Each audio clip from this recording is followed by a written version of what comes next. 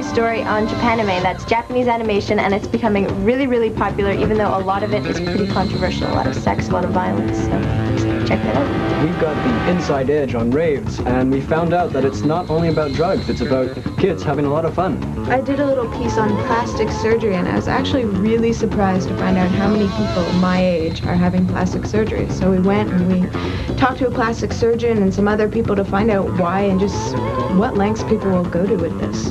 We took to the streets to get a first-hand look at the growing trend of cellular phones and pagers for young people, and why it's not just like the 40-year-olds who are holding phones now in the cafes. It's 300 or 400 16-year-olds. Well, I went freestyle skiing, and we spoke to a bunch of mogul skiers who are planning on trying to go for the Olympics. I actually went mogul skiing. I was scared for my life. Our cameraman almost killed himself also. Other than that, we were pretty cool.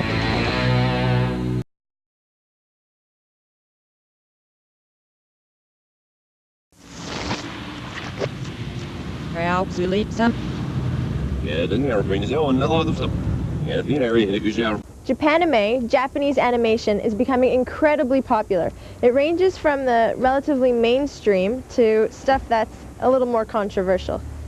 We're here at Empire Comics to talk to Ace to find out who's buying Japanime and what the appeal is.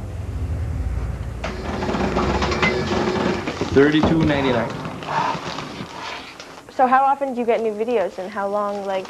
Every week we get a couple videos in. Wow. When did the Japanese animation start getting really popular here in the city? I would say about a year and a half ago. It got really, really popular this past summer though. There's like science fiction type stuff. There's demons.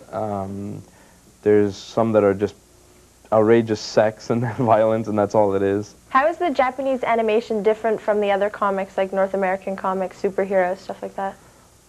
The content. It's a lot more mature, I would say. There's some stuff for kids, but all in all, I would say this stuff is a lot more mature. A lot more violence is in it. When somebody dies, somebody dies. They don't get up after a while.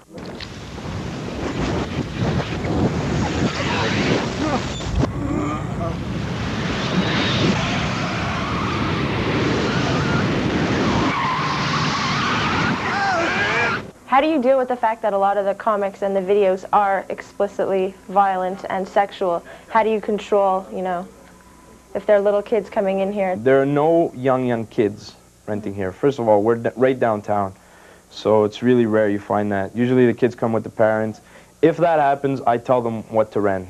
The fact that it says comics outside, do you think that that would draw in a younger crowd, thinking that they could get Superman and, you know? I don't think I'm creating any false impressions or anything. I mean, there are comics here, and there's plenty of comics for kids. There's plenty of them. It's just, you know, parents have to take some responsibility.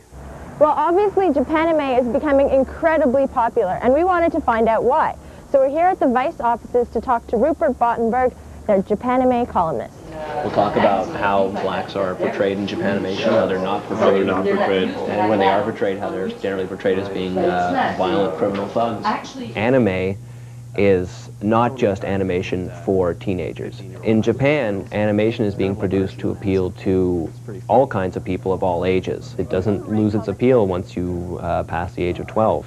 There are, I mean, for someone who is interested in animation from a technical point of view, who's interested in being an animator or studies animation, they're going to see the incredible quality of the product.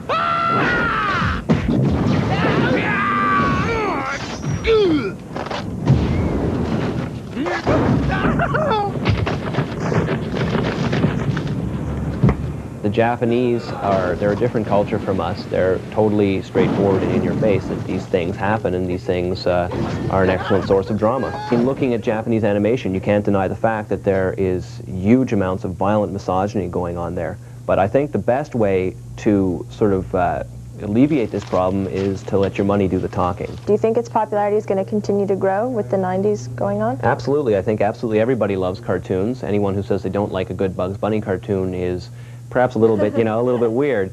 And I think it's really exciting for people who love animation to be able to find animation that does not leave a taste of sugar in your mouth.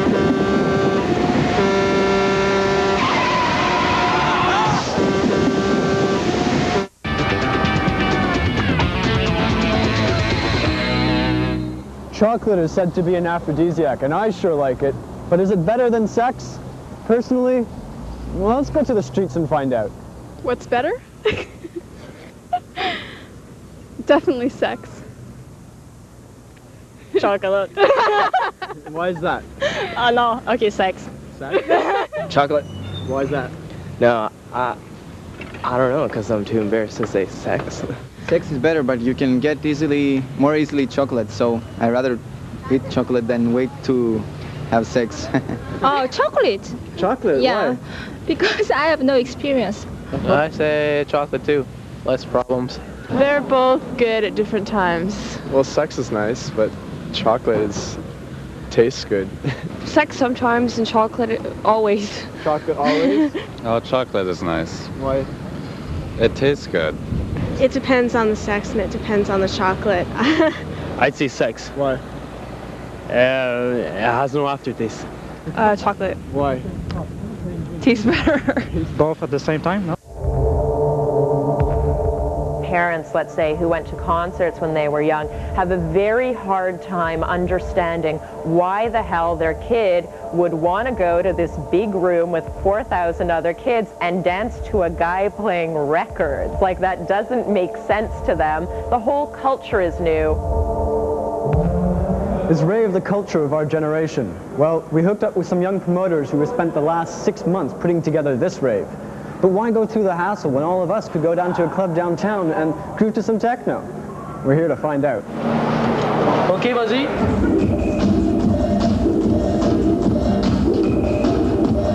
We liked trance music. Trance music is that's what we've been working for the last year, and that's what we want to start here because it's been a while. It haven't got trance party, and we want to start the new trance, like psychedelic trance, this new entrance from Europe, from London. What is a rave to you? Rave to me, it's it's a scene totally different from club. It's a rave is mini room, a lot of DJ, having fun, getting people together without judging, because judgment is part of a society, and I think that if you're in a rave, you do things that you won't do in the street. It's just to let yourself do whatever funny things you want and crazy things, and that's what I like. Are you nervous about the turnout tonight? Yeah, the last 2 months is crazy, and the last 2 weeks is nuts.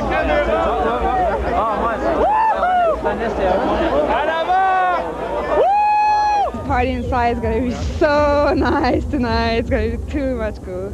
Is it a good feeling? Yeah, I'm waiting for that like 1 month ago. I'm waiting for that every day. I'm thinking about that, doing my clothes and everything, and I'm going, yeah.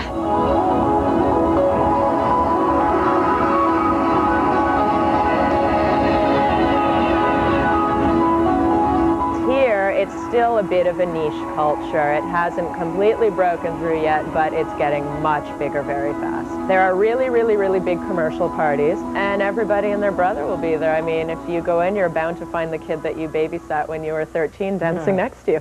The people who initially started the techno scenes in North America are slowly moving out of it, maybe you could say being pushed out of it by these hordes of young kids who are coming into it now.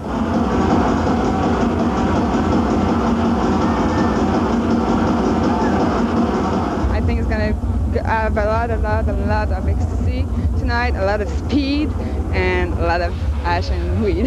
You can't separate raves from drugs. I mean, I'm not saying that rave is drug culture. It's not. I wouldn't automatically assume that every kid at a rave is on drugs. That is absolutely untrue. I don't want to put a percentage on it, but definitely less than 50% of the people at a rave are on drugs. I think I'd rather have my kid like in a contained room with lots of other people his or her age, just dancing and whatever. At least they're not on the street.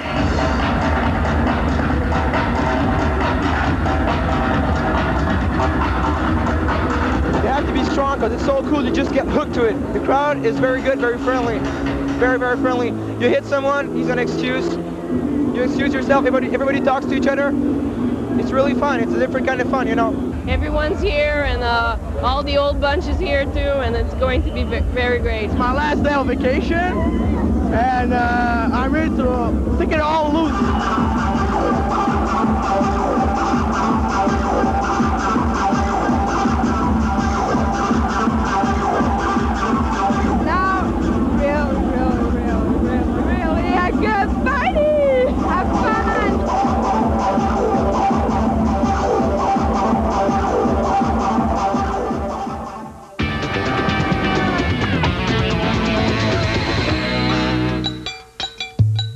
isn't one of us who's born without an imperfection, and some of us can live with it very easily, and others can't.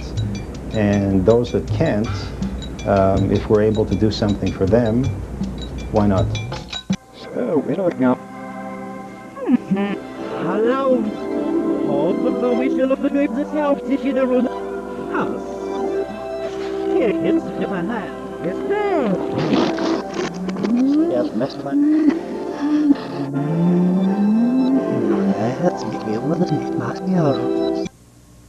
When I was born, my mom's best friend took one look at me, and you know what she said? She said, when she's 16, I'll give her a nose job for her birthday. Well, I never took her up on the offer, but a lot of people my age are having plastic surgery, and so we went to find out, first, why are they doing this, and is it safe? I think there's absolutely no reason why anyone should have plastic surgery. We were made to look a certain way for a specific reason by God, and I don't think that anyone has the right to alter that. Why not? If it's going to make them feel better about themselves, and if they look better, feel better, why not? I don't see anything that's wrong with it. I think that when you're a teenager, I think it's outrageous to get started so early fixing yourself up, because then like you get into a pattern of constant surgeries and stuff, and you're not the way you were meant to be. It's not okay, because now you're playing with nature, and once you start doing that, then you are going to in a domain which is very, very dangerous. So this is the operating room, right? That's right. The risks today with most of the procedures that we do are pretty minimal. We explain all of these to the patient. We give them a lot of written material beforehand. Do you get a lot of young people coming in for surgery? In that age bracket, I would say probably makes up about definitely a quarter of the consultations for cosmetic surgery. This particular patient was 19. This is about a week after the surgery, and this is about 2 months later. So you see some of the bruising is gone now. You were saying that breast augmentation is something that's popular among young people. They're not looking for D or double D or anything huge, but they are looking for a little bit of volume, which would make them feel good about themselves, make them feel good about putting on a dress or a bathing suit. It should be viewed more as something where they would just get a little better body self-image. And hopefully with that, the confidence that comes with it will build up to other things. I didn't like the way my nose looked. It was unproportional to my face, which is one of the reasons why most people have nose jobs. It wasn't something I obsessed over constantly. It was just something that was there that I didn't like, that I could have gotten changed. And I decided, since my parents were willing to pay for it and I didn't mind, since I had a long break, I decided to just go for it. Some people do this and they're expecting some drastic change in their life, that they're going to come out of there and they're going to look like Christy Turlington, Cindy Crawford, and everything's great. But it's not like that. We open magazines, we see women with a perfect figure, like an hourglass. Whether you like it or not, you're influenced, because you keep on seeing it. It's in your face all the time. Now when you open up a magazine, all you see is breasts everywhere.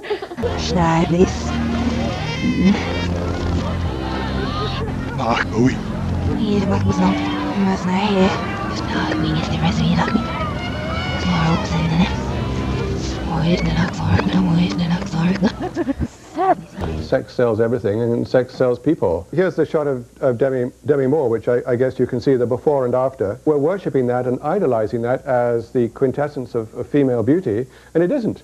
It's a mastercraft of a cosmetic surgeon. What sort of males is it going to work for, and for how long, and is it really worth it? Buyer beware, and teenage girls beware, and males beware, and everybody beware. Just caution is required in all these things, because they're long term. I think it's just a waste of time and money, and it's like putting emphasis on the way you look, and I think we need to start forgetting about that, concentrate more on your brains and stuff. Jean-Luc is known for pumping. He is pumping his knees up and down through this middle section. He is so tight. He is so clean. There it is. Now watch the time. Oh, what an outstanding run for Canada's Jean-Luc Brassard. You all saw Jean-Luc Brassard win the gold medal at Lillehammer. Well, we're here with the Mont Blanc Mogul team to see who's going to become the next Jean-Luc or Jean-Luc at Moguls. So, okay, let's go.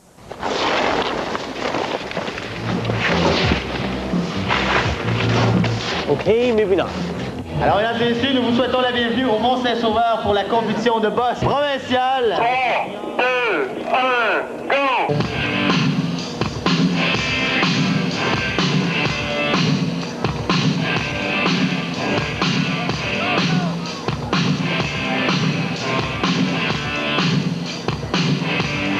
My name is Jack, and I'm a coach, a freestyle coach at Mont Blanc.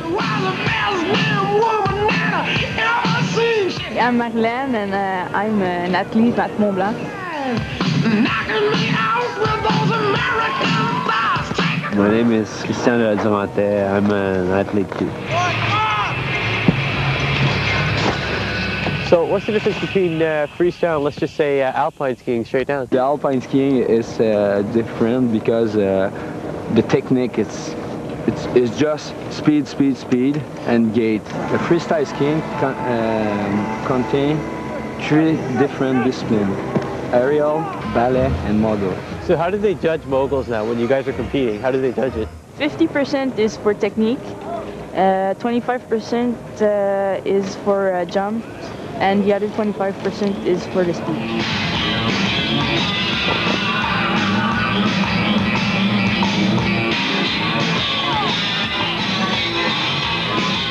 Now, how long have you two been competing now? We just started. Oh, you just started? Yeah. What do you guys think of it so far? It's fun. It's fun? Yeah. You know? It's fun. It's my first year, my second competition.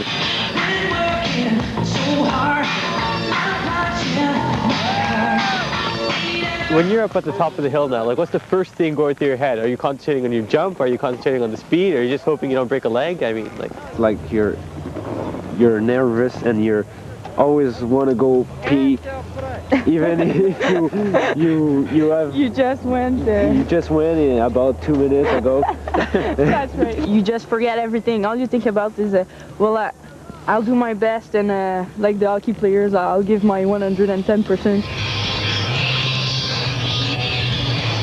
So how do you absorb the shock now when you're on the moguls? Because like you just go like flying up and down, don't you? Yeah, well, you when you're at the top of the mogul, you crank up. You always absorb with your knees. A big mistake that people do is that they absorb with their back, going down that way. Your knees just are suspension. Isn't this more dangerous though than just regular skiing, like alpine? No. You just feel good about to do it. It's like you're living for this, and you don't afraid about jumping or go at full speed in the moguls.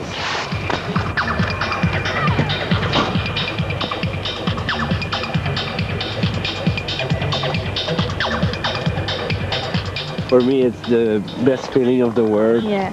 And it takes me adrenaline to appreciate my day and sleep well at night.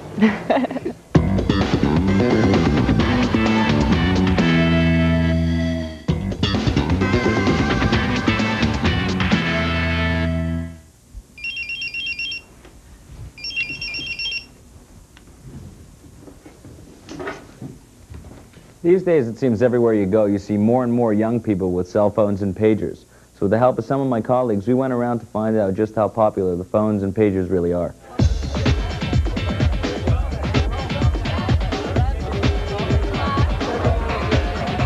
It's just a way of communicating.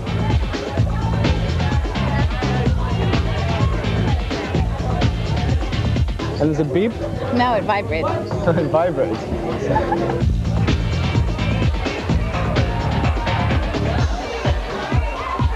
I don't really like it. You don't need it? I don't need him, I don't like him.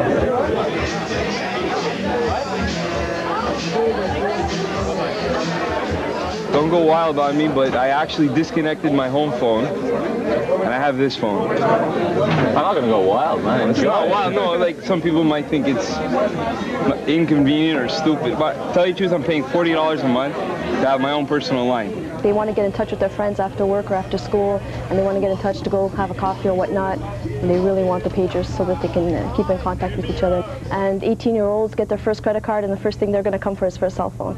I call only in evenings when it's free. I leave it on sometimes if people want to reach me. Hold on a sec. Hello? Hi, how are you? Good, good.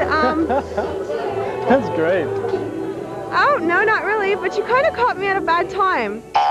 First it was like, it was only for doctors and stuff. People are like, oh, excuse me, you're a doctor now. But now it's like, everybody has one. They've become really cheap. I actually saw a 13-year-old come in. He asked how much it was. He goes, okay, I'm going to go get to the bank. He had his little guichet card, went to the bank, got his money, and he bought it. Younger people adapt fast to this technology and really like it because it provides possibilities for communication.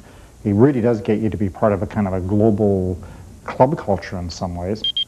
These days, kids are even using pagers to cheat on exams. For instance, a friend of yours finishes the exam first, and he generally does better than you. So what does he do? He goes to a payphone or a cell phone, pages you, and voila, the right answers to your multiple choice questions. Another successful year in school.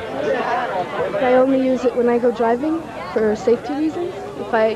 I'm a new driver, so if I don't really know if I get lost, I could call someone, you know. Basically, it started, my dad had gone into the hospital and he had no way of getting in touch with me, and I found out, like, through the grapevine, basically, that he was there.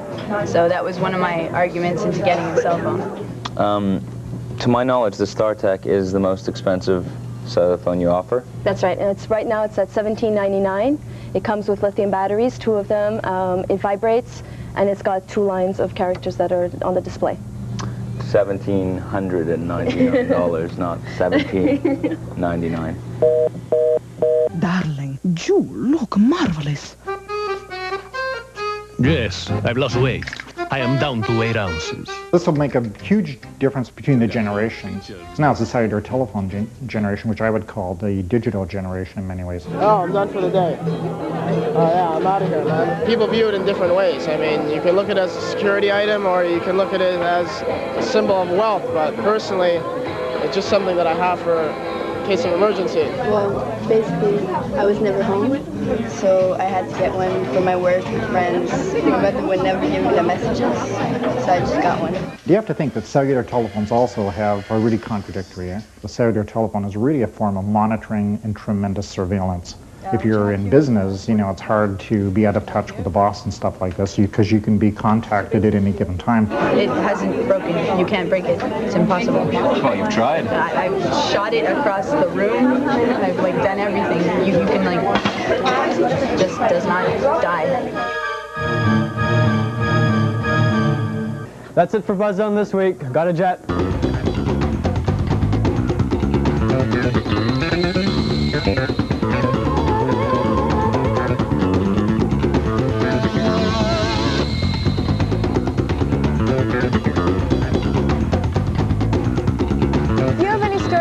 Get in touch with us. You can fax us, you can phone us, you can write us, and you can even reach us on the internet.